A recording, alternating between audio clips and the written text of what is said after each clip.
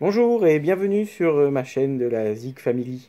Alors tout d'abord, je m'excuse, ça fait quelque temps que j'ai pas publié, c'est vrai. Vous êtes nombreux à m'avoir demandé ce que je faisais. J'ai pas disparu, mais j'étais plutôt occupé.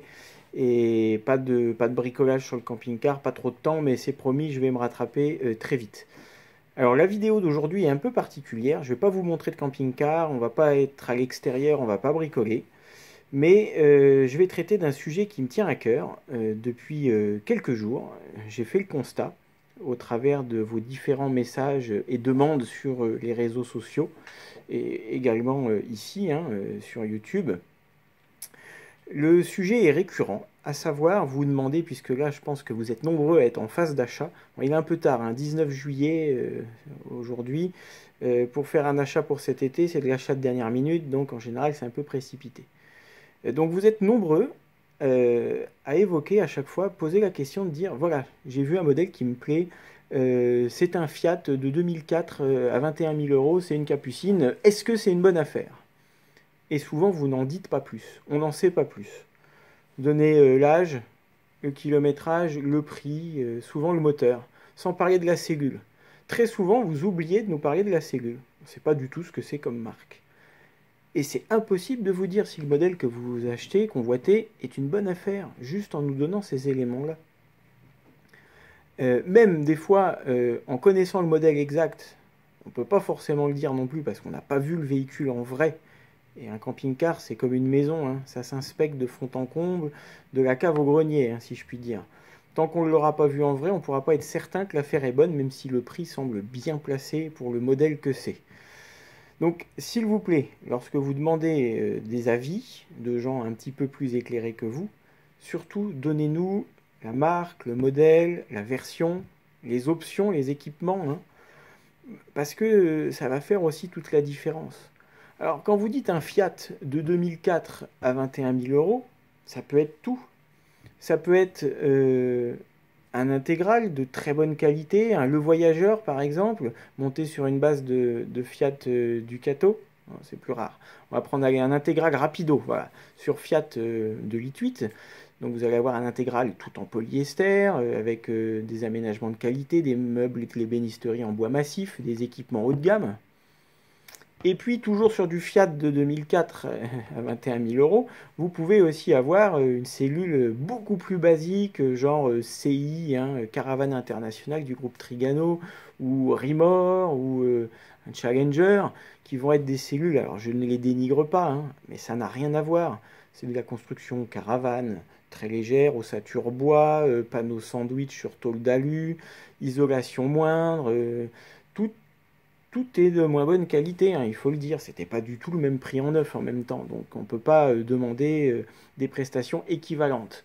Alors certes, tous les deux sont des camping-cars, que ce soit l'intégral rapido ou le CI profilé ou à capucine basique, leur fonction est la même. Vous loger, vous permettre de dormir, de faire à manger, de vous laver.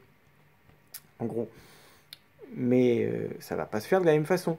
Toujours pour reprendre la comparaison avec une maison, puisque ça va parler sûrement à plus de gens.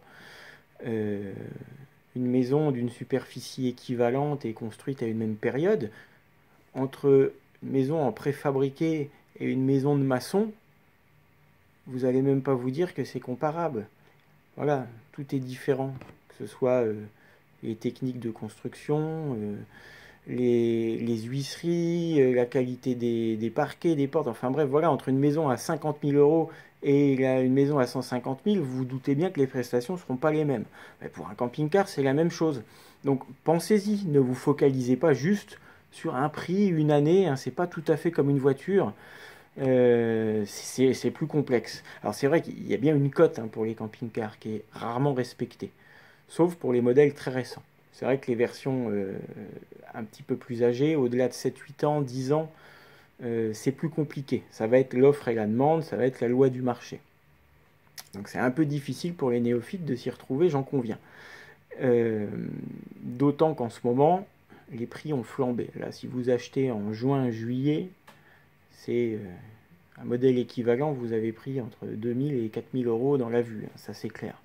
Si vous pouvez attendre la rentrée, vous ferez des meilleures affaires. Donc voilà, surtout c'est très important, comparez bien, hein, voilà, enfin justement, à équipement et à modèle comparable. Restez dans une gamme équivalente. Si vous regardez des capucines, petit budget, débutant, c'est pas péjoratif, hein, mais voilà, avec des équipements simples, une construction simple, voilà, focalisez-vous sur des marques généralistes comme celles que j'ai évoquées tout à l'heure, hein. Par contre, si vous visez du haut de gamme, dites-vous bien que forcément, pour un budget donné, vous n'aurez pas la même chose, ça sera peut-être plus ancien, plus kilométré. Si vous avez un budget de 15 000 euros, par exemple, puisque je parle en général des petits budgets, budget de 15 000, hein, qui est déjà assez conséquent, vous allez avoir de tout, hein. Vous allez avoir une capucine du début des années 2000 sur un porteur avec un petit moteur et puis une cellule basique, et vous allez avoir du haut de gamme beaucoup plus âgé. Alors, à vous de voir en fonction de vos besoins aussi, hein. La cellule basique peut vous suffire. Et l'intégrale haut de gamme plus ancien peut ne absolument pas vous aller. Définissez bien vos besoins, et puis c'est beaucoup plus facile après d'en reparler, hein, voilà. Donc voilà cette petite mise au point importante que je voulais faire, parce que tous les jours, le sujet revient des dizaines de fois sur les réseaux sociaux, hein. Je ne sais pas pourquoi c'est aussi flou pour vous, hein. Alors n'hésitez pas à donner vos réponses en commentaire, hein. Moi je dis ça de façon tout à fait détachée, il n'y a absolument pas de jugement de valeur, hein. Contrairement parfois sur les réseaux sociaux, on voit les gens s'emporter et répondre, puis souvent chacun ramène à soi par rapport à ce qu'il connaît ou ce qu'il a, en disant oui mais moi j'ai payé le mien moins cher, moi j'ai acheté un 2005 sur Ducato, je l'ai payé 18 000 euros, alors ton Ducato à toi de 2004 à 21 000 euros est forcément trop cher. Jamais personne a demandé ce que c'était comme modèle, ce qu'il y avait eu comme frais de fait dessus, ce qu'il y avait comme option, etc. Hein, bon.